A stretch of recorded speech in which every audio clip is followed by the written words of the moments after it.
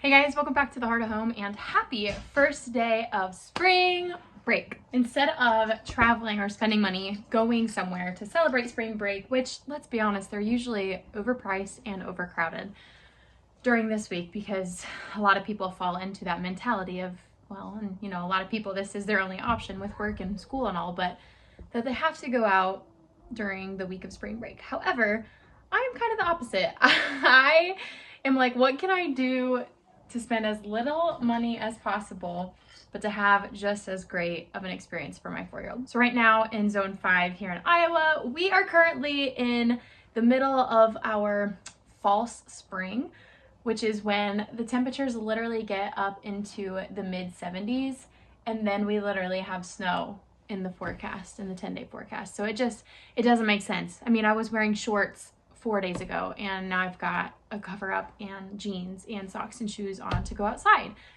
But I am grateful because today it's supposed to be in the 60s and tomorrow. But because of that, today and tomorrow we're going to be doing some stuff outside for our spring break week, me and our little guy Silas.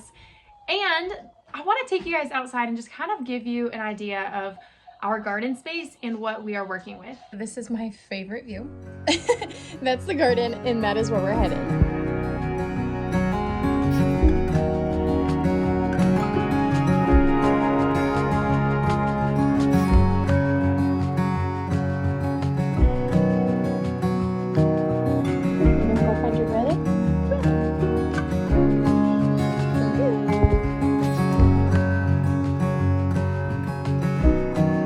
Collecting our food scraps if you haven't seen it in previous videos, but anything that's basically safe for our dogs to eat. So really a lot of what we eat other than onions gets tossed into either the worm bin if they need food or into a bowl in the fridge, and it's essentially just coming out here and being composted in the bottom part of our beds. These beds, we built them last spring, and we didn't really do any specific method. We kind of follow the hugelkultur where we put sticks and logs that we had access to in the bottom, but not enough to really kind of follow through with that method. But we did get a bunch of free soil from the city because we don't live very far from where they stock it. And we have a trailer, so we just made many trips and hired some young soldiers of my husband's to come and help us unload it. And so it has settled over the winter, as you guys can see.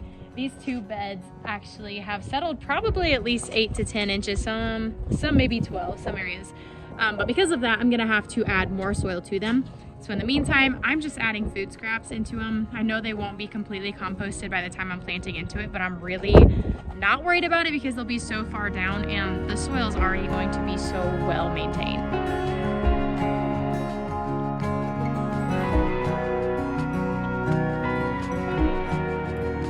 Now ideally, which hold me to it guys, actually hold my husband to it, we were going to use our previous windows. So those were the original windows to the house that we've been renovating. And instead of just throwing them away, we have this concrete pad here. And we were going to build a window greenhouse to help kind of close off the whole gardening space so that the dogs, like this one, couldn't just free roam around the garden. However, I am really trying to convince my husband that we should build a chicken coop and have probably anywhere between 8 to 12 laying hens over here. So ideally all of our compost and scraps and whatnot can go out to the chickens and not just into our beds, because the reality is we're gonna have more than what we can actually put out here. So what you're looking at here is the garden that you saw last spring. If you haven't checked out those gardening videos, go check them out, especially if you're wondering what should I be growing in my garden this year. They might inspire you. I'll go ahead and tag one up here in the corner.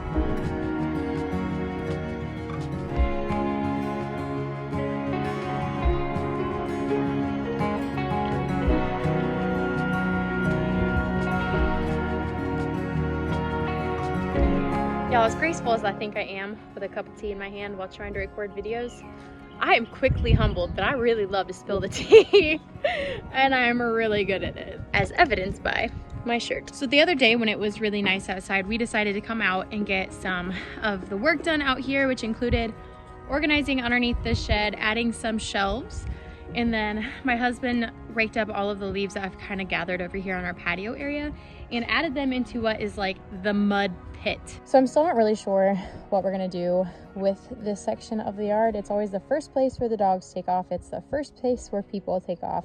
But we have just like this weird angle thing, you know, going on here. And we've got, you know, the smoker and Silas's toys, stuff we need to take care of. I do know that around the bottom of our deck here, I want to add some lattice. It is going to be storage for like the shed and the lawnmower and stuff over the summer. So I do need access. So I'm going to have a panel here that we can kind of lift and secure to get that stuff back underneath the deck. The extra siding will hopefully be gone this summer. But what you guys can't see in this mud pit is that there's actually stepping stones just like those in the soil that have sunk down. So I'm gonna have to dig those out. That's gonna be my job this spring. And as much as I'd like to say I'm looking forward to it, I'm not so sure that I am. I'm looking forward to the part when it's done. But once all of these stepping stones are up, I am going to keep this area. We're gonna take these little limestone rocks, just like we did in the front yard, and line a garden bed out. However, this garden bed is going to be strictly for plants that are herbal, medicinal, tea-based especially. This is going to be the home of the tea garden. And boy, let me tell you, I am ready to start growing my own tea. I have a lot of stuff that I grew last year between basil and I had some echinacea flowers. I also foraged a lot as well, and I will be doing that this year, just like I shared with you guys in previous videos, which thank you to the couple of you that responded to that saying that that was content you want to see. So I love foraging and I'm super excited to share it with you guys as well here in just a couple weeks. I'd also really love to get some more berries into our yard. So this year I want to be intentional on creating a space that I enjoy, right? That's first and foremost. I'm the gardener. I make it what I want it to be, whether that's just for pure enjoyment, if that means it's for food, for sustainability, whatever that might look like. It's in my hands and I'm grateful for that. But that also means that this corner of the yard right here, I think I want to start incorporating some berries. We don't do anything in the corner of this yard.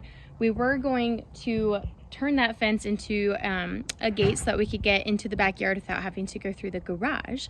However, we're just realizing that that might be extra work that we really don't need to do. We have access to the backyard, as inconvenient as it is to go through a wood shop to get there. It's not awful. So I think we're gonna go ahead and fix this part of our fence and get some berry bushes in here. And then there's one other area of the yard that I have some plans for. So in the other far corner of our yard, again, it's all fenced in. Gosh, it's windy today. Ooh, I feel like a supermodel. So I want to get some blueberry plants, some blueberry bushes into the ground over here. If not blueberries, there's a few other options that I was looking at that are berries that are just antioxidant rich.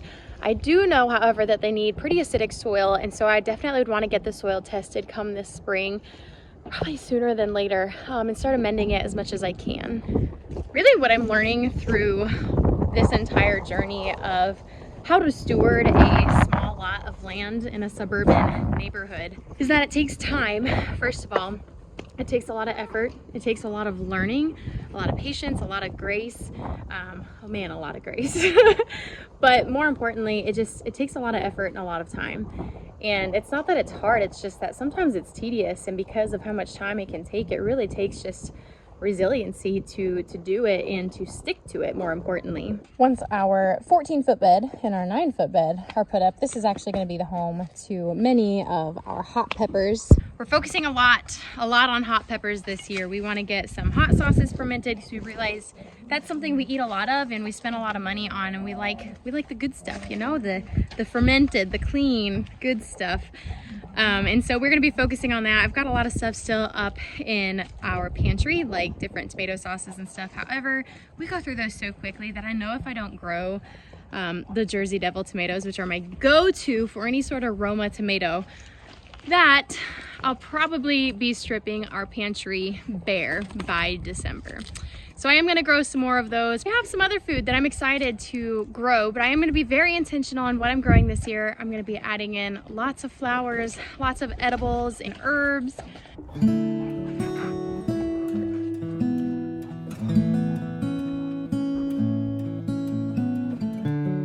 So let me know, what are you growing in your garden this year that is comfortable or might be uncomfortable and foreign to you? let me know in the comments below if that's you and what you're doing and where you're growing. Also, if you haven't subscribed to the channel, please do so. I so appreciate the support of those who have already subscribed and are committed to this and just so invested in what I am sharing and the vision that I have for this platform. So thank you guys for being here. I will catch you on the next video. See y'all later.